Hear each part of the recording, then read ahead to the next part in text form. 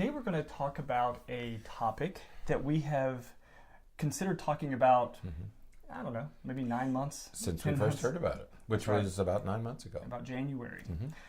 We're going to talk a little bit about the David and Louise Turpin case. And we'll talk a little bit about that case, but kind of spend a little bit of time talking about other cases that are similar to this that involve parents engaging in actions that tend to harm their kids. Right. And we're not talking about, some of the typical parenting style issues like authoritarian parenting and stuff like that we've talked about before. Instead, we're going to talk about more pervasive, more, you've seen words, especially regarding this case, words like sinister and some of these really dire phrases used to describe families who engage in these types of behaviors. Right. This is for me, was a particularly fascinating case. There was a show on years ago, the Duggars, the 20-some kids or 19 or something on some number.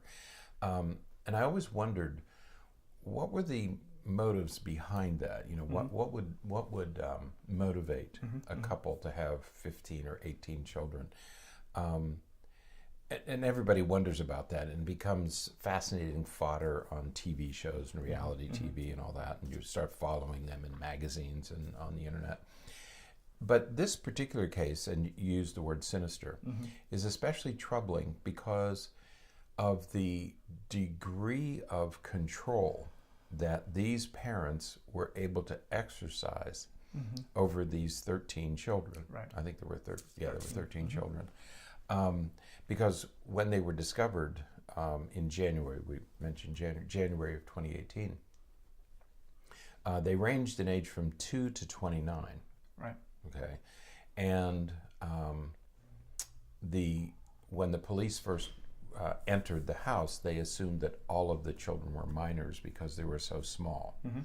But the oldest child, who was 29, weighed 82 pounds. So she looked like about a 10-year-old would weigh about 82 pounds. Right. So they just assumed that even the oldest was small. They were very small, very pale, obviously malnourished, and 3 of them were chained to beds or chained to something. And so it was the degree to which these children had been abused that sent shock waves. And the first question, there were several questions that were asked that we want to pursue this morning. One is, how could this have happened over this many years?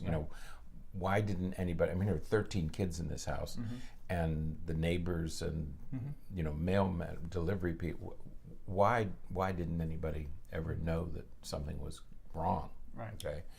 I don't know whether I don't know that they were ever in school, but certainly school officials would have been alarmed by the size of the children. Right. So one is, how could it go unnoticed? Second, why would parents do this to their children? Right. We always hear about mama bear, it brings out the mama bear, and we would do anything for our children. That's the way most people talk. And here this couple did these horrific things. They only ate once a day, and they only showered once a year. That came out in the trial, right, that they were allowed to eat once a day, they were allowed to shower once a year. And so the next question is, what drives parents to reach this level of sinister behavior? And then the third question is, so why didn't anybody know? What motivated the parents? What drove the parents? And then the third thing is, why did the children tolerate it? We're not talking about kids. We're talking about a 29-year-old adult. So how was it that they were able to stay captive for so many years? Right. So these are the 3 questions that we wanted to pursue. Right. And generally, why do parents do this to children? Right. Why are they cruel? Right. And so, we're talking about this case and addressing these 3 questions with the knowledge that there are many things that some parents do that harm their kids. Right. And so we're not going to be referring to like sexual abuse or anything like that, because as far as we know, and that has ever come out, there was nothing like that happening in this with this family. There's no evidence that there was any sexual abuse. There are certainly cases where that is what happened, but this isn't one of those. Speaking of which, you're a video fan. Yeah. Movies. Yeah. You like movies. Did you ever see The Room? No, I didn't. Okay. The Room is the story of a Austrian man who kept a girl captive, imprisoned in his house for 24 years. Right. And she had, over that 24-year period, she bore 7 children. Right. And I didn't know about the story, but I hadn't seen the movie, and I wondered if you hadn't I seen haven't it. seen it. Okay.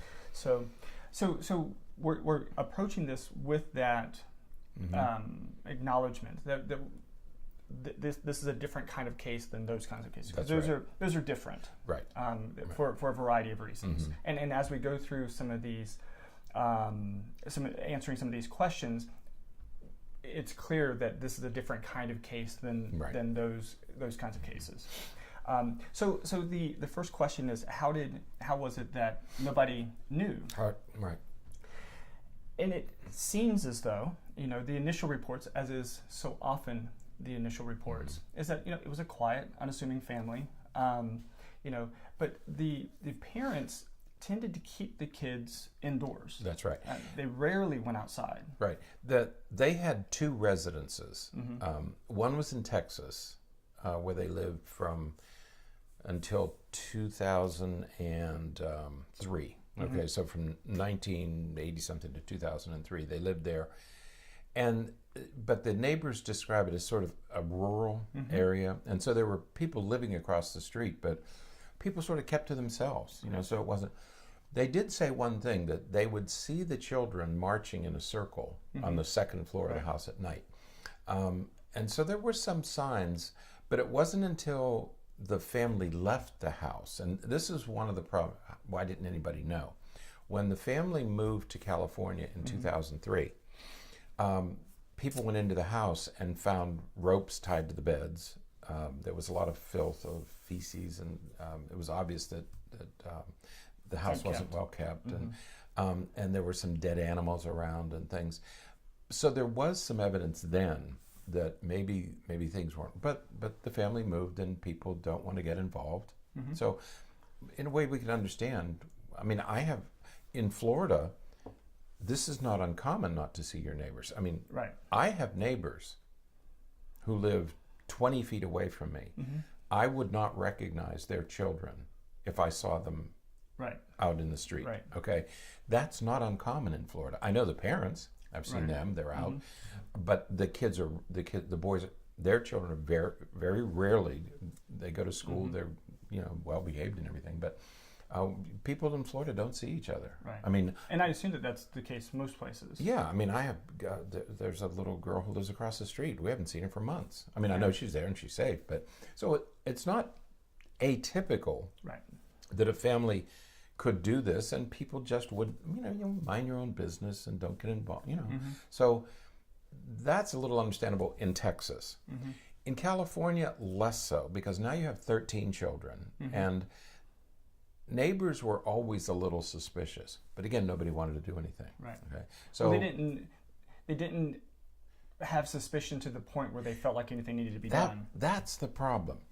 Who would have thought, in your wildest imaginings, that parents would do this to children? I mean, it's just you can't get there. I mean, we were all stunned when this house was finally discovered.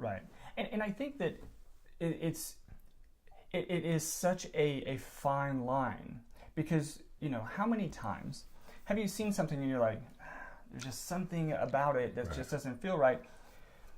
If you say something, then it creates this investigation, and then all of this stuff could potentially happen. You're going to be questioned, and you're all this, and then nothing comes out of it. Or you don't say anything, and then then there's the risk of something like this coming out. That is such a delicate balance, because everyone has different lifestyles. Everyone chooses to live their life a little bit differently, and just because what they're doing is suspicious or strange or unusual to you doesn't mean that it's going to be reportable. It doesn't mean that it's if somebody called the Child Protective Services and says, the kids are like marching in a circle at night. Child Protective Services, they're not going to do anything about that. Have you ever seen them be hit or maltreated? No, I haven't ever seen anything like that. And so they're not going to open a case anyways. Right. So, and we don't have a system to react to this stuff, you know. And what would you do? Would you send the police because they're marching around in a circle, or you send the police because you haven't seen them? Well, we would do that all the time in Florida, because you frequently don't see your neighbors. You're not going to call the police and say, "Hey, I haven't seen these people for a couple of days." You know, I always worry when I see newspapers on the driveway. You know, in Florida, they throw them on the driveway, and after about 3 or 4 days, you begin to wonder, you know, are there dead bodies inside, or are they on vacation? You know? Because you don't typically see people out in Florida. Did they not do that in other states? No. You keep being specific about Florida. I didn't know. I've never lived in another state, so I don't know if it's... No, we had papers delivered. They were delivered by hand, paper boys. Are you talking about like the 1950s? 1830s. 1830s, okay. Yeah. No, Florida was the first place that I saw papers thrown out of a car. That was in the 80s or 90s. I mean, I had lived other places, but I had never seen papers delivered that way. Yeah, I mean, it's always been like that my whole life, so I didn't Really? know. Yeah. Every once in a while, somebody will have like a little... Yeah, those little tube mailboxes but below their mailbox. Right, but most people just get it thrown on there. Right. Yeah, this was the first place I had seen that. And I always liked it. They're wrapped in plastic, and because we used to fold the paper. Right. We used to fold them a certain way so we could throw them, so they wouldn't unravel. So you'd ride down the street and fold them up and throw them on the porch. They put them in plastic bags here, and then it rains. Right. You know, so then you have some days you had a soggy paper. Right. Well, the plastic bag is supposed to help with that. Yeah, I think. But depends whether it's a very thin plastic bag. No, but it's not unusual in these warm climates. Right. I mean, you can go through areas of Arizona and Nevada where you don't see people for months at a time because people stay inside. Right. So that part's not unusual. And then what do you say? What are you asking people to respond to? So, in a way, I don't think we should blame the neighbors. Sure. It's not their fault that they didn't report. It's understandable why they might not. Right. Okay. Now, the second question that you posed is an excellent question, and that is, how do parents get to the point where they're doing this? How did these parents get there? Right.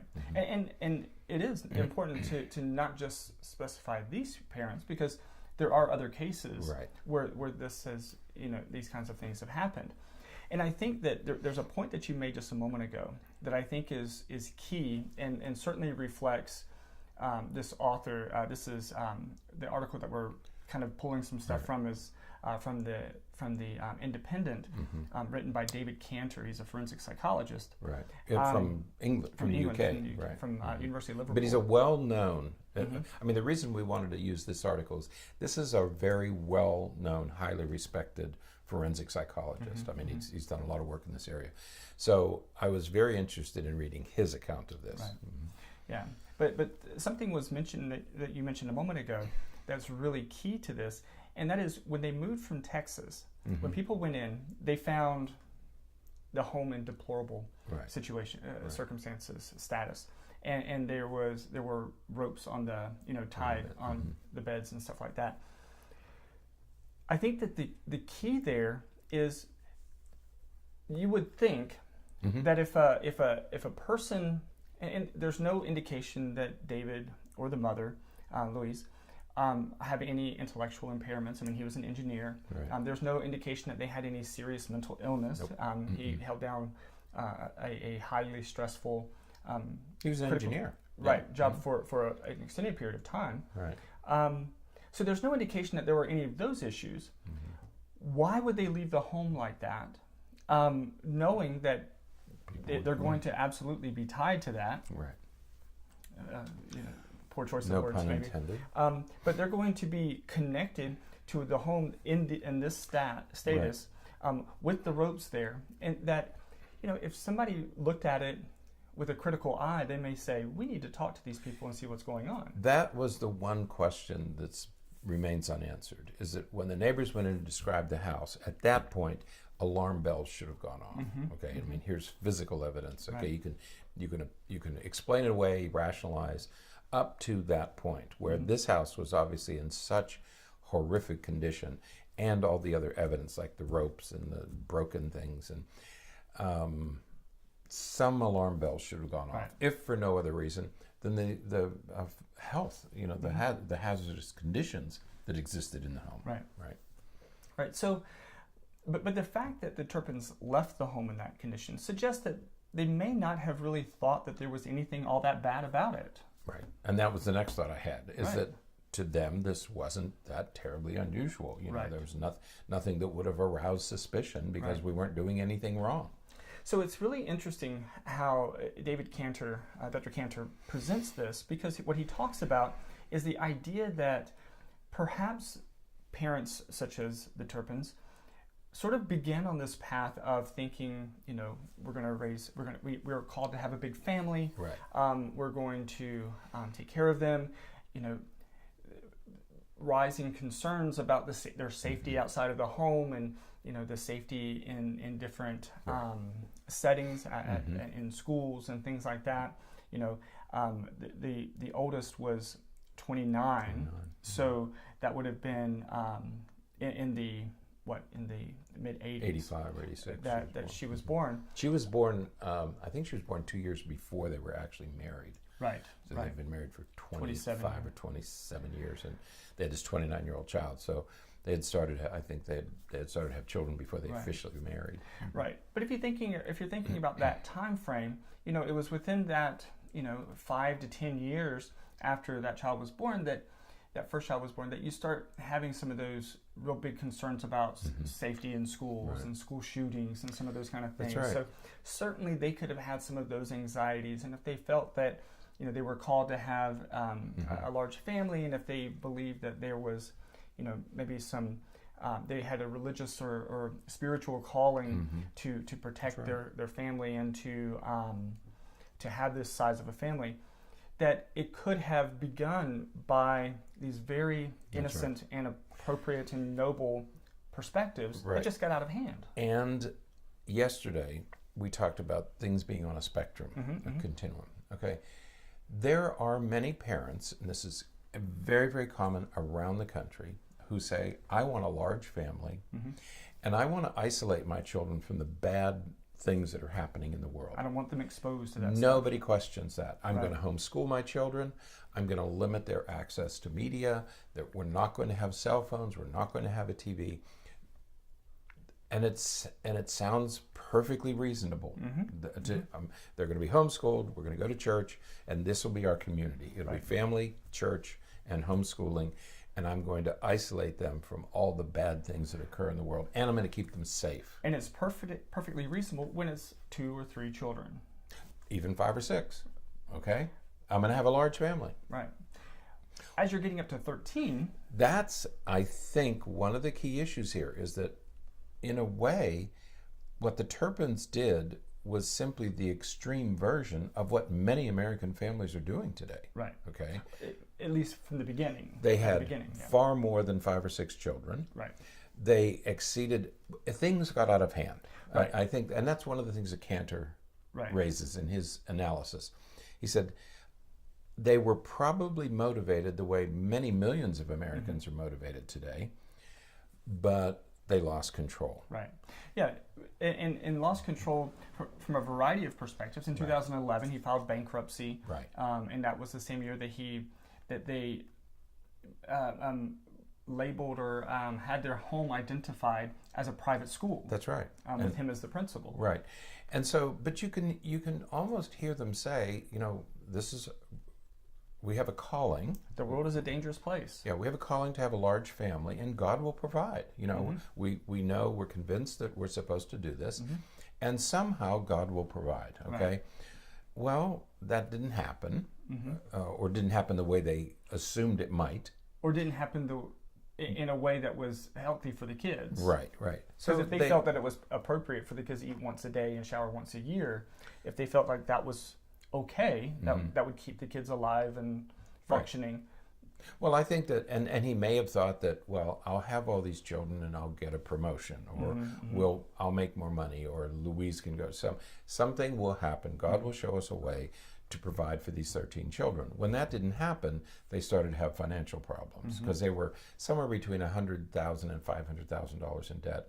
So they declared bankruptcy and reorganized. But again, lots of people declare bankruptcy. Right. Okay, so it's not terribly unusual that something like this would happen. But I think that this is simply this is at the other end of the continuum. Right. Okay, that they didn't do anything unusual, bizarre, or atypical except in the size, the dimensions of it. Okay? Right. They had too many children. It became unmanageable because the point that Dr. Cantor makes at the beginning of the article is when you have a large family, it's either chaotic or you begin to develop rituals to keep things under control. I think the Duggars had some rituals that they used. Older kids would take care of younger kids, and they had ways of doing things. How do you manage 15 people? I mean, that team. And so you have to have some rituals in order to gain control. Well, because the Turpins had more than they could handle, and fewer resources. Right. Then the rituals became more extreme. Right. And that's what Cantor thinks happened in this case, is that the rituals became extreme as they tried to gain control of what was an uncontrollable set of circumstances. Right. And so when you're referring to on the more severe end of the spectrum of what many people do, there are a lot of things on that extreme end that are very extreme. Right. You know, having your kids and homeschooling them is common. Doing so with 13 kids starts moving towards that extreme end. But then when you start getting to the extent to which they exerted control over the kids, we're getting to the very extreme end, and that's where we're hearing about the ropes and the chains. They were chained and they were denied like food. that. They were beaten, and they were beaten for small infractions. And some of the court filings indicate that it was Mrs. Turpin who did most of that abuse while he was still working. Right. She was trying to maintain the house because it was a fairly typical family where he was the primary financial support, and she was a stay-at-home mom. Had to be. And she was trying to manage all these children, and her methods became more and more extreme. And then again, probably out of necessity, right, from her perspective, that right. I've got to keep these kids in control. I've got to keep things I have to manage this and somehow. managed, right. And so her techniques became more and more extreme. Right. And I guess the point that we're trying to get to, and I think that Cantor talked about this in the article, is that many times families in these situations, the parents don't necessarily see as what they're doing as being wrong. Right. They're doing what they feel as though they have to do, that they're called to do, that is their purpose, their sort of mission. And so they are acting in a way that they feel is justifiable, appropriate, or necessary. And again, I think that that's as indicated by leaving the Texas home in those conditions. If they had no concern that somebody is going to come after them for that.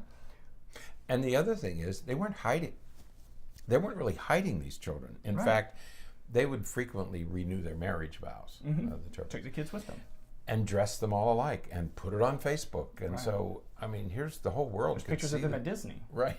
And all dressed alike. Yeah. Okay. So every time you see these kids, they're dressed in the same clothes. So it took some effort to create this thing. Now, were the parents secretly trying to get a TV show like the Duggars? I don't know. Right. But you begin to wonder if, and I agree with you, that I don't think they thought they were doing anything wrong. Right. They wanted to maintain control. They were starting to lose control. They wanted to maintain control. And it may be nothing more than they thought there was going to be some payoff, that they would get a TV show and start making lots of money. Right. You know, or get gifts and freebies from different. We don't know. Right. But it's not mental illness. Right. You know, people say, well, were they mentally ill? Not necessarily. If they're mentally ill, then other people who do this would have to be and we don't typically think of people who homeschool their children and have large families as being mentally ill. We don't attach that. Right. We don't attribute it to mental illness. And again, there's no evidence that Mr. Turpin, and we're certainly not absolving anybody of responsibility here, but there was no evidence that he had a mental illness because he was able to keep a job and, he was an engineer, he's a well-educated guy. Right. Now, the third question you asked is about the kids. How did they not say anything, or how was it that they continued to live this life? Right. And I think that there's two really important points with this. The first is it's all they knew. For the most part, all 13 of them, this was the only life that they knew. And so, if you don't have a TV, if you don't have if you don't go to doctors, electronic devices, if you're not doing some of those things, you don't know that the world is any different than what you're experiencing. When these children were discovered in January of 2018, again, the oldest was from 2 to 29. Mm-hmm. They didn't know what medicine was. Right. They didn't know what a policeman was. Mm-hmm. Yeah. That's how isolated they had been kept for their entire lives. Right. So not knowing the world, and they were intimidated, frightened, fearful. In fact, when the girl, the 17-year-old daughter, escaped, she and a sister escaped. Right. The sister went back. Yeah. Crawled back in the house because she was afraid. Right.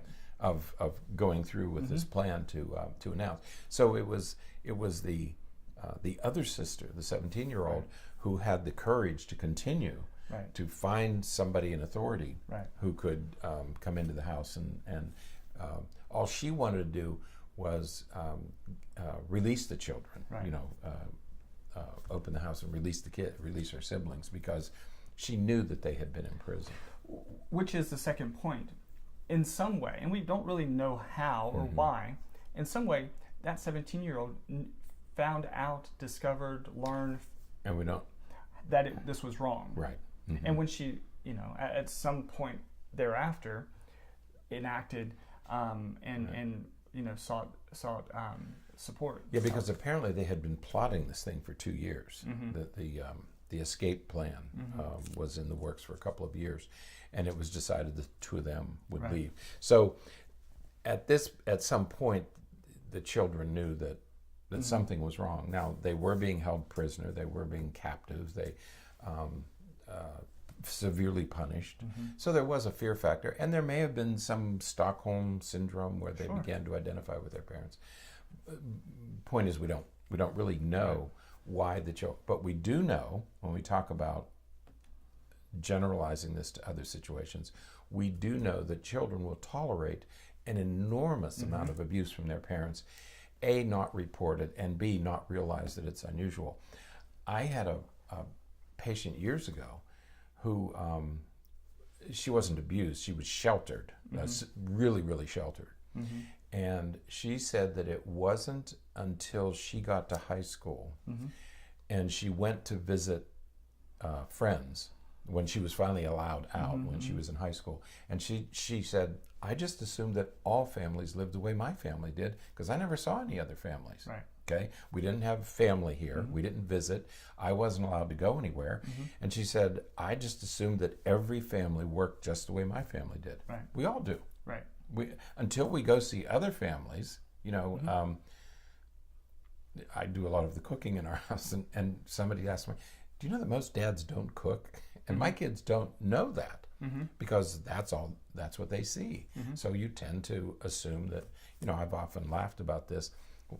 All of my relatives are Italian. I thought everybody was Italian. I thought everybody in the world was Italian when I was growing up. Right. They all have families like this. They all do Christmas Eve this way. They all have big birthday parties. They all get together every Sunday. I just assumed that everybody did that. Right. That's all you know. Right. Okay. So you can't really fault anybody here, because they didn't know anything else. Right. And so, the kids didn't say anything, A, because they probably didn't have much of an opportunity to. B, there was certainly some fear and stress and anxiety involved. But see, they didn't know any different. They That's didn't right. know that that what they were experiencing necessarily was problematic. Right. And when you have parents telling you that they're protecting you from the bad, you've had If patients. this is bad, imagine what it must be out there if these people are telling me that that's there really are dangerous. there are people who are gonna hurt you. I can't say, I'm not gonna send. We have children come in and tell us that they were afraid to go to school because they were told that if they went to public school, they would be picked on and bullied, and their teachers would be mean to them. Okay.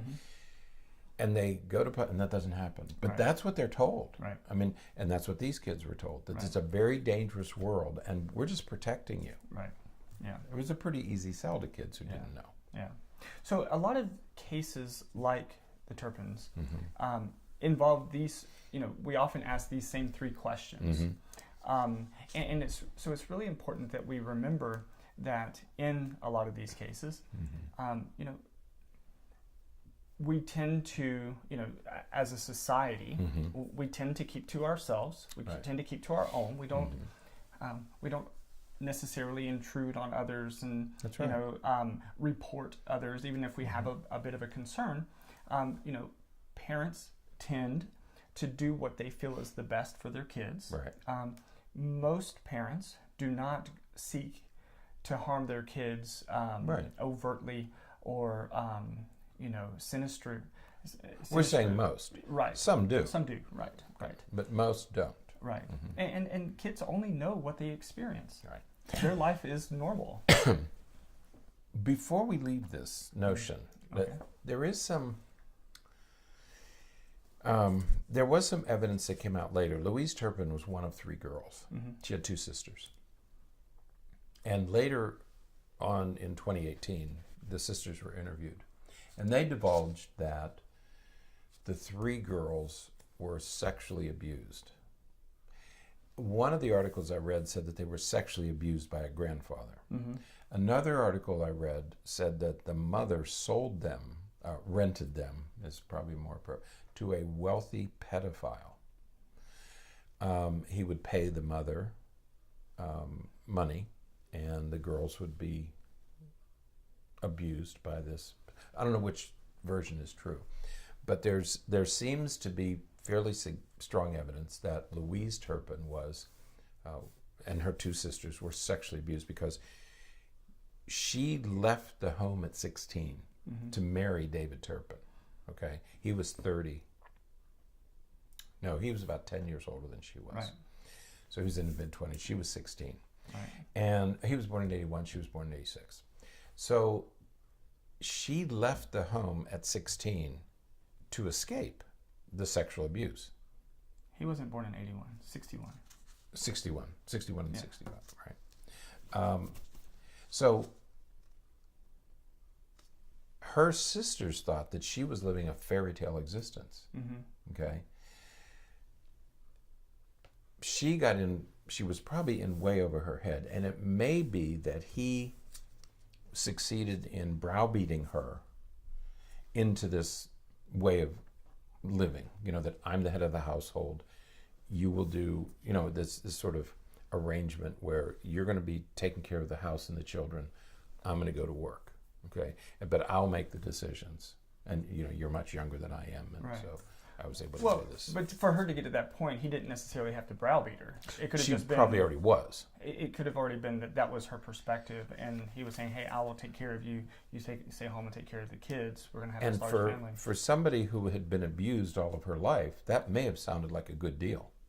Okay, so again, it goes back to that idea that maybe this was better than what she came from. For her, right? For her, this may have been a better deal because they looked happy in all of their pictures. They had this, at least the outward appearance, because they have pictures of them from the time they got together when she was 16. He was 7 years older than she was. I think he was 23. That from the time they got together, they have all these pictures of them, how happy they were, and they were having children, and they had the big family, and everything looked okay. I mean, he had parents. Right. If we discount her, his parents were still around. somebody was a minister. I don't know, his father or her father was They a married minister. when he was 30 and she was 22. That's what it was, 30 and 22. Yeah. Right, because there was an 8-year difference between them. And so, but she left the home at 16, okay, and to get away from the sexual abuse. And so maybe this seemed better to her, Right. that she said, okay, this is what I have to do. And then it got out of hand. Or it seemed normal Right. to her. So she was, we don't want to talk about mental illness here, but she was damaged. If the sexual abuse is true, if what has been reported by her sisters is true, she was damaged. She was traumatized by this, by her early life events. If she was neglected and abused, then she's at risk to be abusive as a parent. Okay, and so there is a possibility that she was a victim of long-term sexual abuse, and that she was traumatized by it, and that was reflected in her child-rearing practices. Because in the court proceedings, she's the one who's accused of most of the physical abuse and the shackling and tying the kids up. Okay. All right. But again, these are complex, Right. and they're not. It's not just people being sinister to their kids. Right, and they're not terribly bizarre. They're just a stronger or more extreme version of what many people do. Right. Okay, so it's outside. It's at the far end of some spectrum, but it's not. It's just more extreme. It's not really. It's a different degree, not a different type. Right. Right. All right. That's it then. Don't hurt your kids. Yeah. But check out the article. It's really well written. Yeah, it comes from an authority. It's not, Dr. Phil or something. Absolutely. I'm sorry, I couldn't resist. He did a show on this, of course. So. And tell us how you really feel about that. No, I'm completely non-judgmental. Until next time, stay happy, stay healthy, and forget to be afraid.